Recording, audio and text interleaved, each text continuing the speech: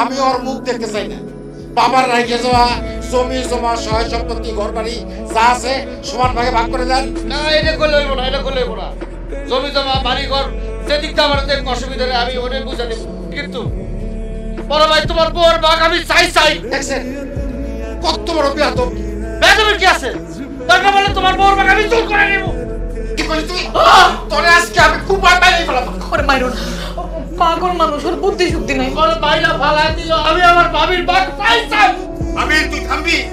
তুই বেশি বাড়াবাড়ি করিস তাহলে কিন্তু আমার হাত মানে তারপরে আমি এক কথা কবো, ছোটবেলা আমার বাপ মারা গেছে, আমার মায়ের আদর ভালোবাসাও নাই। বাবা মারা যাওয়ার পরে আমার ভাই বিয়ে করে ভাবিরে নিয়ে আসে। আমার ভাবি আমার মায়ের মতো আদর যত্ন করে স্নেহ দিয়ে বড় করছে। সেই ভাবিরে ভাগ করে নিয়ে যেতে চায় আমার ভাই। আমি বলে গেল আমার ভাবির ভাগ আমি ছাড়বো না, আমার ভাইয়ের ভাগ আমি ছাড়বো না। আমার সব সম্পত্তি সব নিয়ে যান, কিন্তু আমার ভাইয়ের ভাগ আমার ভাবির ভাগ আমি ছাড়বো না।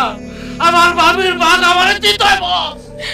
আমি আগেই কইছিলাম আপনারা সবাই ওরে ভুল বুঝতেছে। আমার মায়ের মতো ভাবিরে বলে ভাগ করে নিল। আমি রে আমার ভাই আমি তোরে কোনোদিন আলাদা হইতে দেব না। তুই আমার কাছে ভাই আর কইস না ভাই, আমি করতে পারতেছি না ভাই, আমার বুকে ভাই।